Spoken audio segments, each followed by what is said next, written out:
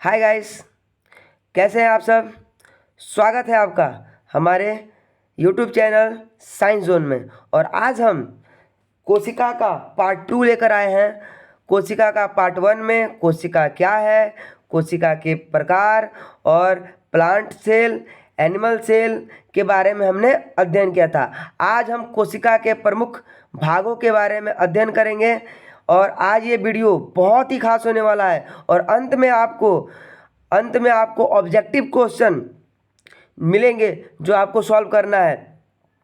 तो आइए देर ना करते हुए स्टार्ट करते हैं आज का हमारा ये टॉपिक सेल पार्ट 2। इससे पहले छोटा सा मोटिवेशन स्पीच।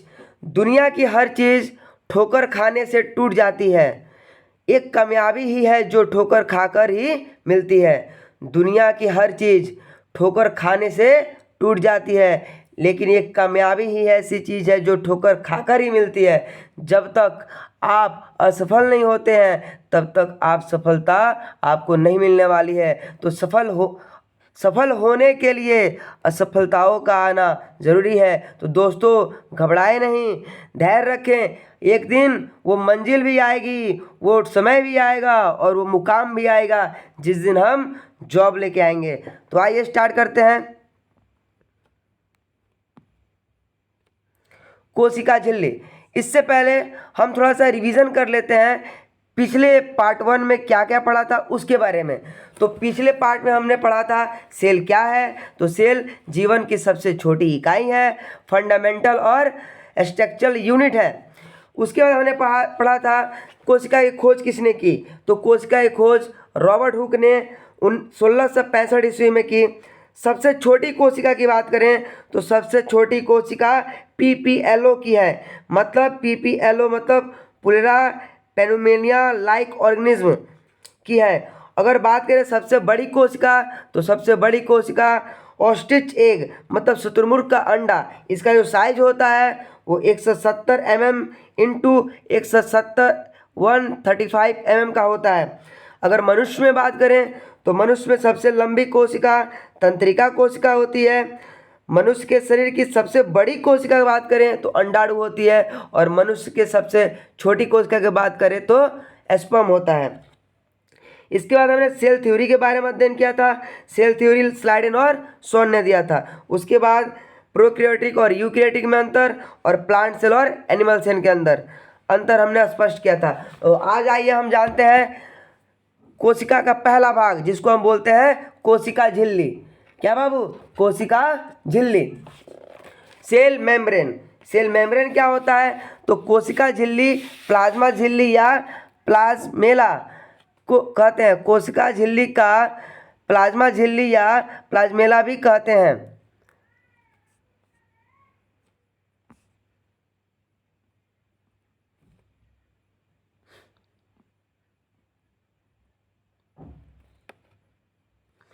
यह प्रत्येक कोशिकाओं को दूसरी कोशिकाओं के कोशिका द्रव से अलग करता है। यह प्रत्येक कोशिकाओं को दूसरी कोशिका के कोशिका द्रव से अलग करता है। यह जंतु कोशिका एवं पादप कोशिका दोनों में पाई जाती है। जो कोशिका झिल्ली होती है ये जंतु कोशिका, प्लांट सेल और एनिमल सेल दोनों में पाई जाती है।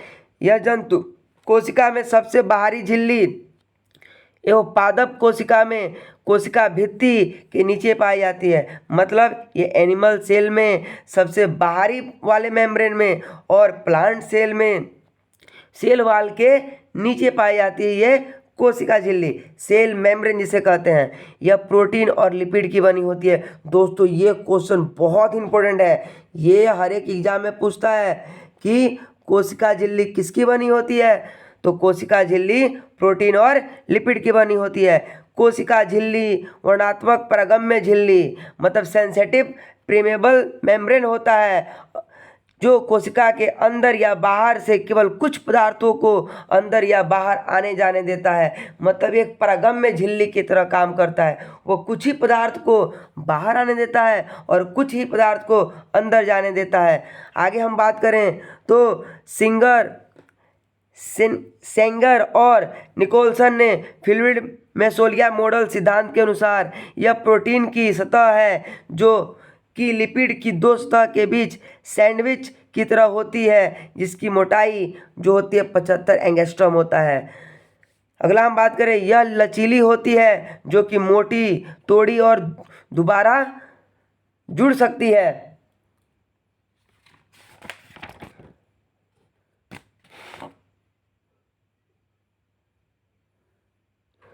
आगे हम बात करें, आगे टॉपिक है हमारा प्लाज्मा झिल्ली।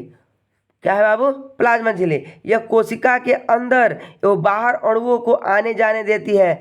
यह कोशिकाओं के अंदर एवं बाहर के अणुओं को आने जाने देती है। यह कोशिका के निश्चित आकार को बनाए रखती है। मतलब कोशिका का जो निश्चित आकार होता है उसको बनाए रखने का काम कौन करती है?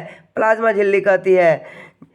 प्लाज्मा झिल्ली के अंदर और बाहर अणुओं का आदान प्रदान दो प्रकार से होता है, विसरण और प्रसरण द्वारा। विसरण और प्रसरण द्वारा। दोस्तों ये आपके सामने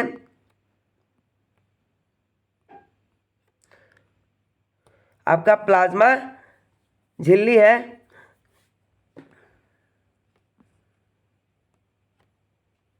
आगे हम बात करते हैं विसरण और प्रसरण क्या है।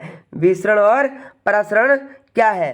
तो विसरण और प्रसरण में क्या अंतर है? उच्च सांद्रता से निम्न सांद्रता की ओर स्वतः गमन विसरण कहलाता है। उच्च सांद्रता, हाई लेवल से लो लेवल में अगर कोई पदार्थ बहता है तो विसरण कहलाता है। वर्णात्मक झिल्ली द्वारा, अब हम प्रसरण की बात करें तो वर्णात्मक झिल्ली द्वारा जल के अणुओं का उच्च सांद्रता से निम्न सांद्रता की ओर गमन करना, उसे बोलते हैं हम प्रसरण।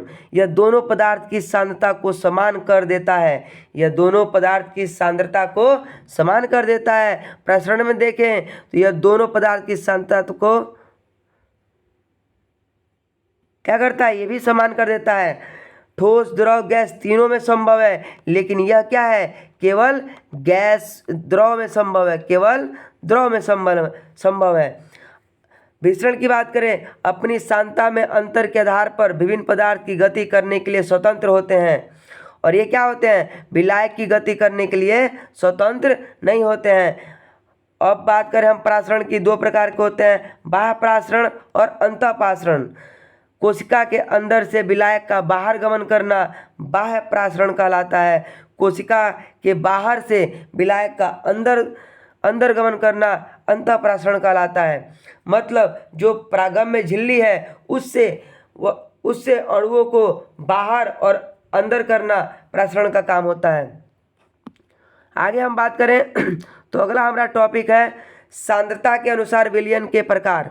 सांद्रता के अनुसार विलयन के प्रकार, तो अपसारी विलयन, अति प्रसरणदाबी विलयन और अल्प प्रसरणदाबी विलयन। पहली की बात करें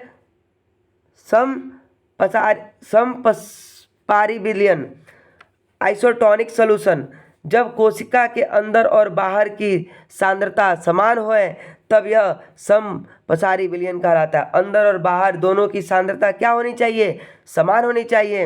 अगर बात करें हम अति प्रसरणदाबी, यह कोशिका के अंदर की सांद्रता बाह्य द्रव की सांद्रता से अधिक होती है। यदि कोशिका के अंदर की सांद्रता बाहर के द्रव की सांद्रता से अधिक होती है तो कोशिका के अंदर से जल बाहर निकल जाता है, जिससे कोशिका सिकुड़ जाती है। अगला बात करें अल्प प्रसरणदाबी विलयन। जब कोशिका के बाहर के विलयन की सांद्रता कम होती है तो कोशिका के अंदर अंतःप्रासरण के कारण कोशिका फूल जाती है और फट जाती है, जैसे आपको यहाँ पे दिखाया गया है फिगर में। हाइपरटोनिक, आइसोटोनिक और हाइपोटोनिक। अब हम आगे बात करते हैं कोशिका भित्ति, सेल वॉल। क्या बाबू? कोशिका भित्ति, सेल वॉल।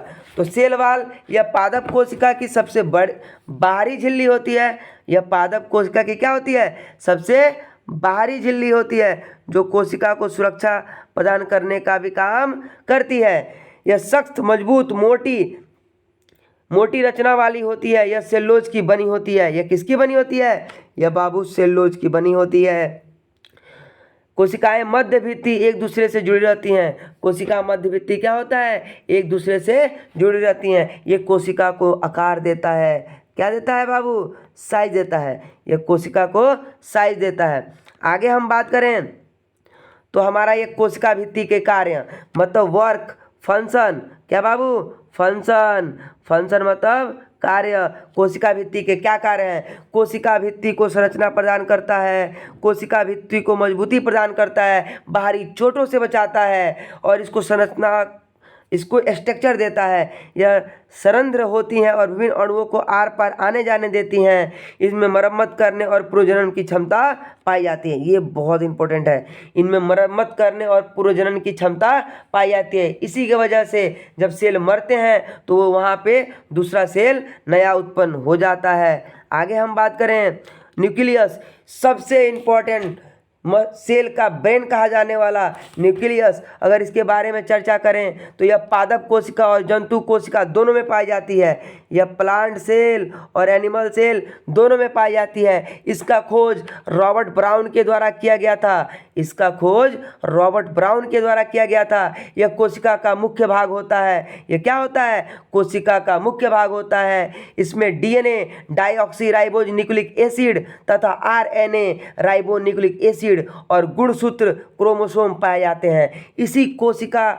इसी केंद्रक में डीएनए, आरएनए और क्रोमोसोम तीनों पाए जाते हैं। यह कोशिकीय गतिविधियों को संचालित एवं नियंत्रित करता है। ये क्या करता है? कोशिकीय गतिविधियों को संचालित, कोशिका क्या गति कर रही हैं और उनके गतिविधियों को संचालित और नियंत्रित करता है। इसके मुख्य 4 भाग हैं: केंद्रक कला, केंद्रक द्रव, केंद्रिका और क्रोमैटिन धागे।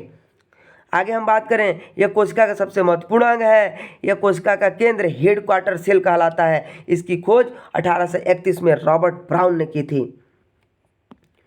आगे हम देखिए दोस्तों, आपके सामने ये हमारा केंद्रक है, कोशिका केंद्रक। यह है न्यूक्लियस छिद्र, न्यूक्लियर पोल, यह है हमारा बीच वाला न्यूक्लियस, यह है क्रोमेटिन कंडेंसेंट, यह है ग्रैन्युल्स, यह है क्रायोप्लाज्म, यह क्रोमेटिन डिफ्यूज, क्रोमेटिन धागे, और यह केंद्रक झिल्ली, और यह फाइबर। यह हमारा केंद्रक का रचना होती है। अगर माइक्रोस्कोप से देखें तो इस तरह से दिखती है।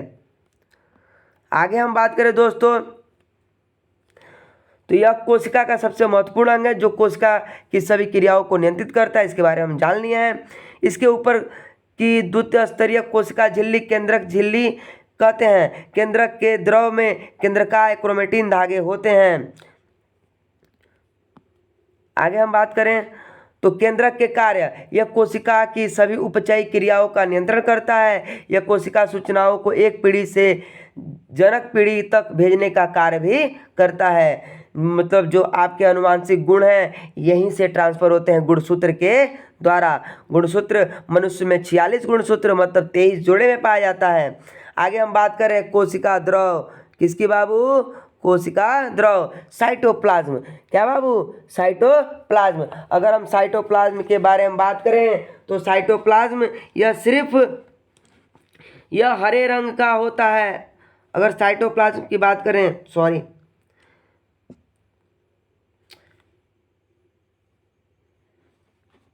कोशिका का द्रव जिसमें सभी कोशिका अंग पाए जाते हैं कोशिका द्रव कहलाता है। यह जैविक और कैटाबोलिक क्रियाएं संपन्न करता है।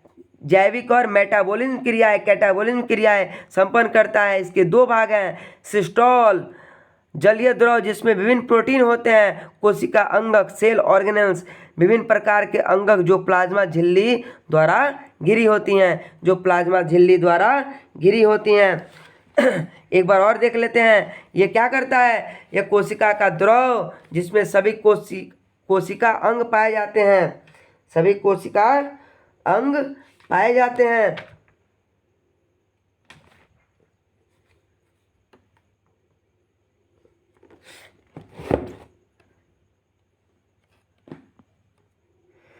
अब हम बात करते हैं गल्जी एपेटस। ये पतली झिल्ली युक्त चपटी पुटिका का समूह है जो एक दूसरे के ऊपर समानांतर सजी रहती हैं। देखिए दोस्तों, ये एक दूसरे के ऊपर समानांतर सजी हैं। इनका आविष्कार खोज जो किया था कैमिलो गोल्गी ने की थी। प्रोक्योटी स्तनधारी आरबीसी और स्लिप सेल में अनुपस्थित होते हैं ये गल्जी बॉडी, और यही गल्जी बॉडी जो माइटोकॉन्ड्रिया में ऊर्जा बनता है उसको ट्रांसफर करने का काम करता है। आगे बात करें गल्जी बॉडी के कार्य क्या है तो यह लिपिड बनाने की सहायता करता है। यह मध्य लैमिला बनाने का भी कार्य करता है। यह स्वभाव से अस्रावी होता है। यह मेलानिन संश्लेषण में सहायक होता है। अंतर्द्रवी जलिका में संश्लेषित प्रोटीन और लिपिड का संग्रह भी करता है। कुछ पट्टिकाओं में एंजाइम बंद किए जाते हैं और आगे यह ऊर्जा को स्थानांतरित भी करता है।